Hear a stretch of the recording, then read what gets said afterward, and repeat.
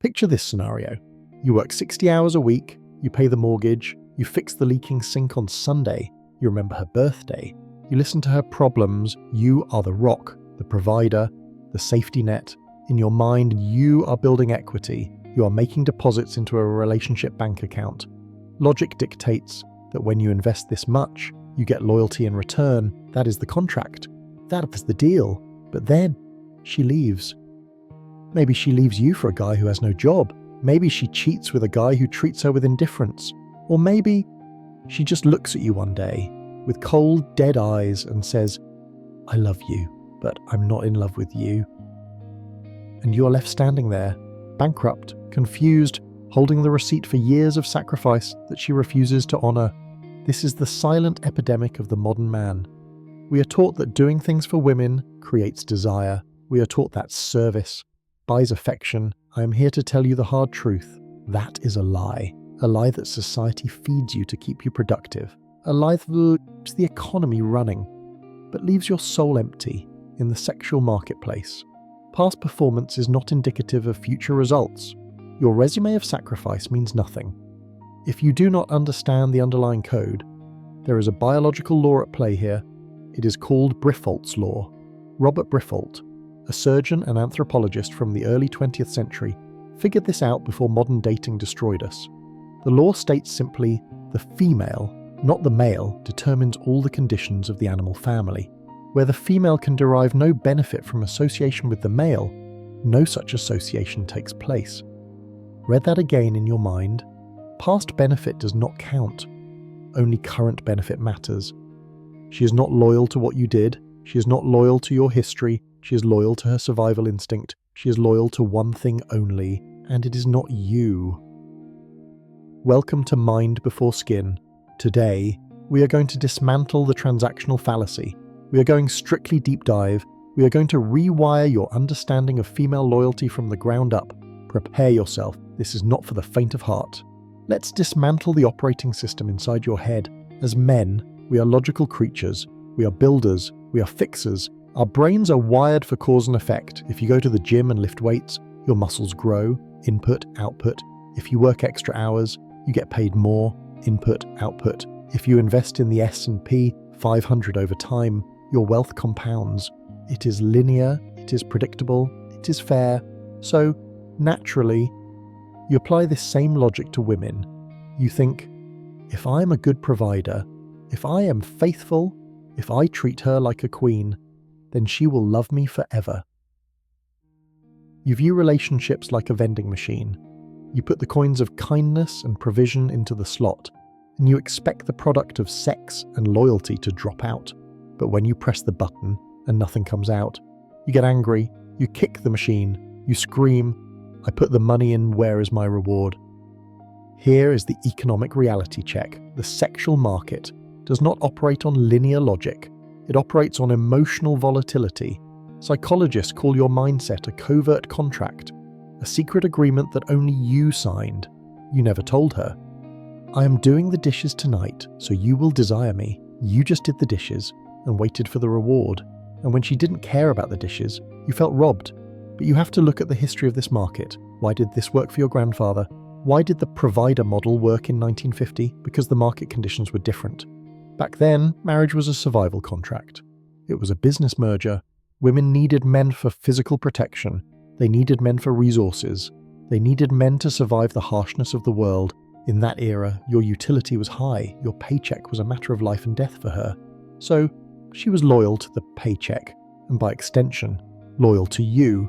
The transaction was clear. You provide the roof, she provides the home. But look at the world today. The market has crashed.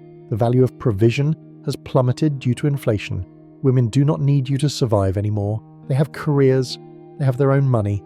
And even if they don't, the government acts as the surrogate husband. The state provides the safety net. The police provide the protection. So, what happens to your value as a provider? It drops to near zero. The things you are doing for her, the bills you pay, the dinners you buy, that is not value anymore. That is just the baseline. That is the entry fee just to stand in the room. You are trading a currency that has been devalued. You are trying to buy loyalty with utility in a market that only values desire. Think about it economically. If she stays with you only because you pay the bills, she is not your girlfriend, she is your employee, or worse, she is a mercenary, and mercenaries are never loyal. They go to the highest bidder, or they leave when the money runs out. The transactional error is assuming that gratitude creates desire. It does not. Have you ever felt sexually attracted to an ATM machine? Of course not. You use the ATM when you need cash, and when it is empty, you walk away to find another one. By focusing on what you do for her instead of who you are, you are turning yourself into an appliance. You're a dishwasher, you're a heater, you're a car service. And let me tell you the brutal truth about appliances. We appreciate them when they work, we get annoyed when they break, but we do not love them. We do not fear losing them, because appliances are replaceable. If you build your relationship on the transaction of service, you are making yourself replaceable, because there is always another guy who can pay the bill. There is always another guy who can fix the sink, but there is not always another guy who can make her feel raw, primal attraction. You must stop negotiating desire. You cannot negotiate genuine burning desire. It cannot be bought with flowers. It cannot be bought with obedience. It cannot be earned through good behavior. The moment you think, I did X, so I deserve Y, you have already lost the frame, you have handed over your power, you're begging for validation in exchange for labor. That is not the behavior of a king, that is the behavior of a servant. And queens do not sleep with servants. Now, we need to put the biology under the microscope. We need to dissect Briffault's law, word by word, bone by bone. Robert Briffault was not a pickup artist. He was not an internet guru selling courses. He was a scientist observing nature, and nature is not kind, nature is not romantic, nature is efficient. The core of Briffault's law is this: past benefit provided by the male does not provide for continued or future association. This is the sentence that breaks men's hearts. It means that your history means nothing to her biology. The human male operates on a concept called meritocracy. We believe in a ledger, we believe in a scoreboard. If you save my life in the trenches of war, I owe you for life. That is the male code of honor. We build statues for heroes of the past. We respect the veteran even if he is old and weak now, because we remember the debt, but the female imperative is different. Her biological programming asks a different question, not what did he do yesterday, but what can he do for me right now, and what can he do for my offspring tomorrow. This is the what have you done for me lately is syndrome, and before you call it evil, you must understand why it exists. Think about our ancestors. Think about the caveman days. Life was brutal. Threats were constant. Predators, starvation, rival tribes. If a woman relied on a man who used to be strong but is now weak, she dies, and her children die, her genetic line ends. She could not afford to be sentimental. She could not afford to say, well, Og brought me a buffalo last year, so I will stay with him even though he can't hunt anymore. No. If Og cannot hunt today, she must find a man who can, or she starves. This survival mechanism is hardwired into her DNA. It is deeper than logic. It is deeper than love. It is the ruthless calculus of evolution. So when you feel like your wife or girlfriend has a short memory, you're right. In the context of attraction and survival, her memory is short. Every morning, the scoreboard resets to 0 every single day. You have to re-qualify. You have to prove your value again and again and again. This is the burden of performance. Men carry the burden of performance. Women carry the burden of selection. This explains why you see billionaire divorces, why you see successful men getting blindsided.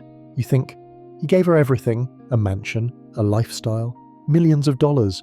How could she leave? She left because the mansion is a past benefit. The millions are a past benefit. Once she has extracted the resource, it becomes the baseline. It becomes boring. It becomes accepted. And if he stops generating new value, specifically emotional and visceral value, Briffault's law kicks in. Where the female can derive no benefit, no association takes place. Notice the word benefit in the modern world. Benefit is not just food, it is not just shelter, because she can get those things herself.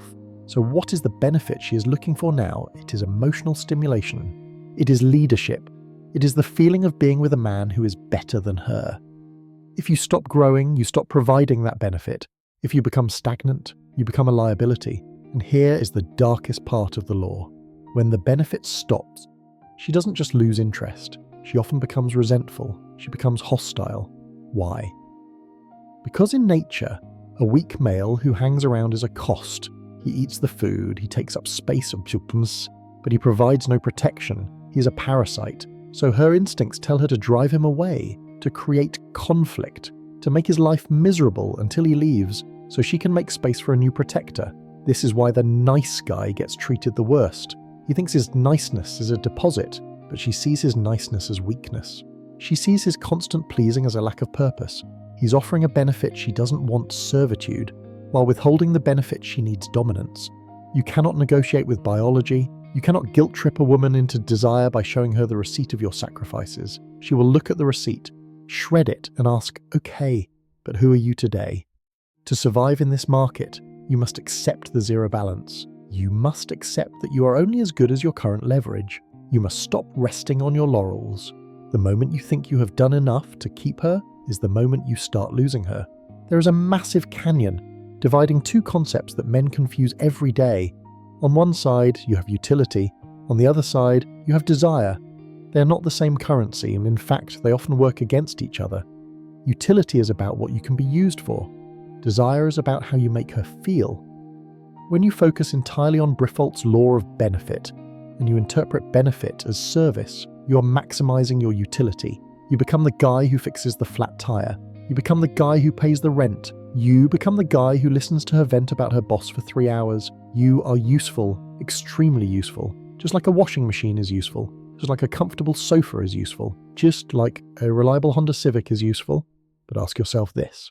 Does she dream about the Honda Civic? Does her heart race when she sees the washing machine? Does she get nervous and excited around the sofa? No. Because utility creates comfort, but comfort kills arousal. This is the provider paradox. The more you do for her, the more available you become. The more available you become, the less valuable you appear. It is basic supply and demand. If your time and attention are in high supply, their market value drops to the floor. When you jump to fulfill every request, when you solve every problem she has before she even asks, you are flooding the market with your attention. You are signaling that your time has no other value. You are signaling that you have no mission higher than serving her whims. And biologically so, women are not attracted to servants. They may use servants, they may appreciate servants, but they do not mate with servants. Evolution has wired women to seek the best survivor, the man who can navigate the world, the man who has options, the man who is a prize to be won. A prize does not chase the winner chases the prize by constantly doing things for her. You are chasing, you are trying to buy your way into her good graces. Let's look at the bad boy archetype, the guy she cries over, the guy she can't get over. What does he do for her? Does he do her laundry? Does he pay her bills? Probably not. In terms of utility, he is useless. He might even be a net negative, but in terms of desire, he is a billionaire. Why? Because he offers something scarcer than labor. He offers emotional variance. He offers uncertainty, and he offers a challenge. He is not a sure thing. He is not a piece of furniture in her life. He is a wild animal that she is trying to tame.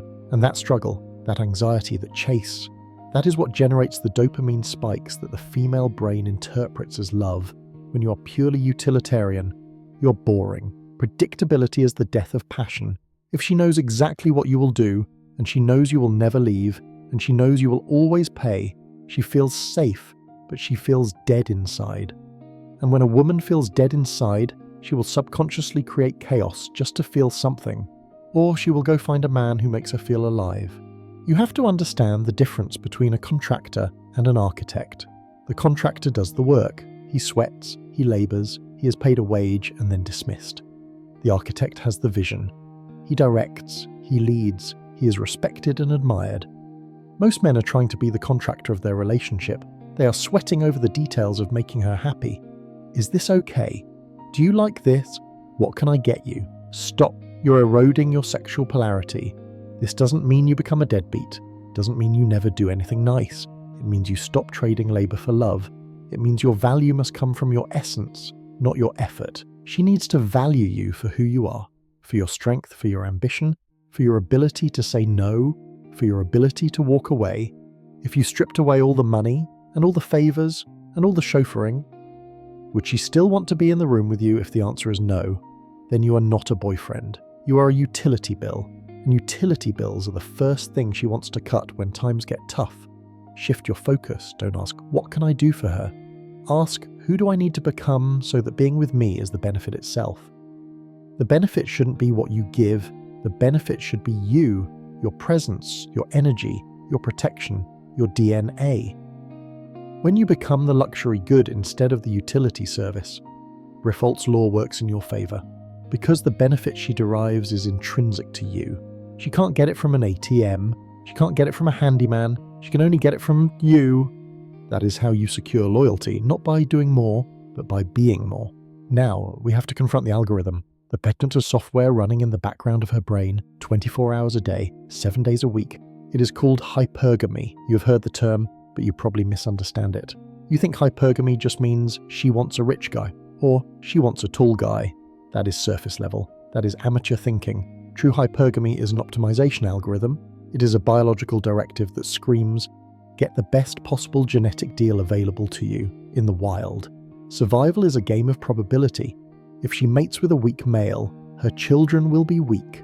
Her genetic line will be extinguished. Nature punishes mediocrity with death. So, she's hardwired to constantly scan the horizon. She is constantly auditing her current position. She is constantly asking, is this the best I can do? This sounds cold, or this sounds calculating, but it is not conscious. She doesn't sit down with a calculator and a spreadsheet. It is a feeling, a gnawing feeling in her gut, a restlessness. When you offer her total safety, when you offer her total predictability, you trigger this algorithm in the worst way possible, because safe usually means low value. In nature, the most dominant males are rarely safe. They are dangerous. They are risk takers. They are the ones leading the hunt, fighting the wars, conquering new territory, high risk, high reward. When you present yourself as the safe option, the guy who never takes risks, the guy who puts her on a pedestal, the guy who is terrified of losing her, you are signaling low reward. You are signaling that you have reached your ceiling. You are signaling that you are happy just to be there. And to a hypergamous mind, that smells like stagnation. This creates the settling complex. If she feels like she's settled for you, because you were the nice, safe option, she will resent you. She will look at you with contempt. Why? Because her biology is screaming that she missed out. She missed out on the alpha genetic material. She sold her potential for a comfortable cage. And here is where Briffault's law intersects with hypergamy. Remember, where the female derives no benefit. If the benefit you provide is just safety, but she craves genetic greatness, she will feel a deficit, and she will try to balance the books. This is the origin of the dual mating strategy. It is the dark reality of infidelity. She keeps the beta provider for the resource benefit safety, but she seeks the alpha lover for the genetic benefit thrill. She wants the best of both worlds. She wants the billing department of the beta and the biological department of the alpha. And you, the loyal provider, the guy doing everything for her. You are funding her exploration of other men, maybe not physically, but definitely mentally. You're paying for the internet connection she uses to stalk her ex-boyfriend. You're paying for the gym membership where she ogles the personal trainer. You're providing the base camp from which she scouts for a better mountain to climb. This is the brutality of the algorithm. It does not care about your feelings, it cares about optimization. So how do you hack this? How do you stop the scanning? You cannot turn hypergamy off. It is baked into the species, but you can make it work for you, or you must become the best deal, but not by being the nicest, by being the most formidable. You must be the man who is capable of danger, but chooses to be civilized. Jordan Peterson calls this a monster under control. A woman does not want a harmless man. A harmless man is not a man. He is a child, or a prey animal. She wants a dangerous man who has disciplined himself. She wants to feel that you are a threat to others, but a protector to her. That is the ultimate benefit. If you are just nice, you are harmless. You are incapable of chaos. Therefore, your morality is not a choice. It is a lack of options. But if you are capable of aggression, capable of walking away, capable of rebuilding your life without her, then your loyalty has value. Hypergamy respects leverage. If she knows that you could replace her easier than she can replace you, the algorithm quiets down and the scanning stops because she realizes she is already holding the winning ticket. But the moment you act like she is the prize and you are the lucky winner, the algorithm restarts and she begins looking for the exit. Don't hate the player, don't hate the game, understand the rules, and play to win. So if buying her flowers doesn't work, if fixing her car doesn't work, if being the perfect provider doesn't work, what is the source code of female loyalty? It is not service, it is investment. Humans, both men and women, do not value what is given to them for free. We value what we work for. We value what we suffer for. We value what we build with our own hands. This is the IKEA effect. You love that cheap table because you spent 3 hours sweating to put it together. You have equity in it. The mistake you are making is that you are doing all the work. You are the one investing. You're the one sweating. You're the one building. And she is just watching. She's a passenger. And passengers have no loyalty to the car. If the car breaks down, they just call an Uber. To create loyalty, you must flip the script. You must make her invest in you. She needs to work for your attention. She needs to earn your commitment. She needs to feel the fear of losing you so that she can appreciate the joy of keeping you. This sounds manipulative, but it is just gravity. If you are always available, you are free. If you are free, you have no value. You need to establish boundaries. A boundary is not a wall. A boundary is a definition of your self-respect. The most attractive word a man can say to a woman is no. No, I can't do that tonight. No, I won't tolerate that disrespect. No, that doesn't align with my mission. When you say no, you prove that you have a spine. You prove that you have a mission that is bigger than her. And paradoxically, that makes her feel safe. Because if you can say no to her, you can say no to the world, you can say no to bad deals, you can say no to threats. A man who always says yes is a man who cannot defend his perimeter. And if you cannot defend your perimeter, you cannot defend her. Loyalty comes from respect, and respect comes from authority, not tyranny, authority. Think of a captain on a ship. Does the captain run around bringing coffee to the passengers? Does the captain ask the passengers, "Hey, which way do you think we should go today?" No. The captain stands at the helm, he looks at the horizon, he sets the course, he is calm in the storm, he cares about the ship, the relationship, but he does not serve the passengers. He serves the mission, and because he serves the mission, the passengers trust him. They are loyal to him. They will follow him into the storm. You need to stop being the cabin boy and start being the captain. Stop asking her what she wants to do. Decide what you are doing, and invite her to join you. Stop seeking her validation for your decisions. Make the decision and accept the consequences. When you lead, you remove the burden of performance from her shoulders. You allow her to relax into her feminine energy. You allow her to trust. That trust triggers the bonding hormone, oxytocin. That is the chemical hook. She won't remember the night you did the dishes. She'll remember the night you took charge. She will remember the night you handled a crisis without flinching. She will remember the night you stood up to her chaos and didn't crumble. That is emotional impact. That is what rewires the brain. That is what overrides Briffault's Law. Because when you become the source of her emotional stability, when you become the rock in her turbulent sea, you become irreplaceable. She can hire a guy to fix the sink, she can hire a guy to do her taxes, but she cannot hire a captain for her soul. Only you can fill that role, but only if you step up, only if you stop trading favors and start commanding respect. We have covered a lot of ground today, from the brutal logic of Briffault's Law to the ruthless algorithm of hypergamy. It is a lot to digest. And for many of you, this information tastes bitter. It kills the Disney fairy tale you were raised on, but medicine is supposed to be bitter. Sugar is what gave you diabetes. The truth is the insulin. You now have a choice. You can continue to operate on the old software. You can continue to be the nice guy, the provider, the doormat. You can continue to trade your labor for crumbs of affection, and you can continue to be shocked when she leaves you for a man who does less, but is more. Or you can make the shift. You can accept that the market has changed. You can accept that your value is not in your wallet, but in your will. Stop trying to buy desire. You cannot buy it. You can only negotiate it through strength. Stop trying to be her and your own to maybe a first. When you prioritize your mission, when you build your body, when you sharpen your mind, when you respect your own boundaries, you naturally become the man she craves. not because of what you do for her, but because of the privilege it is to be with you. Briffault's Law is a curse for the weak, but it is the ultimate leverage for the strong. Because if you are truly high value, she is the one who has to worry about providing a benefit to keep you. Flip the script, change the dynamic. Mind before skin, drop your experience in the comments. Have you ever tried to buy loyalty with sacrifice, only to be left with nothing? I want to hear your story. And if this speaks to you, join the community by subscribing. Mind Before Skin is here to tell the truth others won't. See you in the next analysis.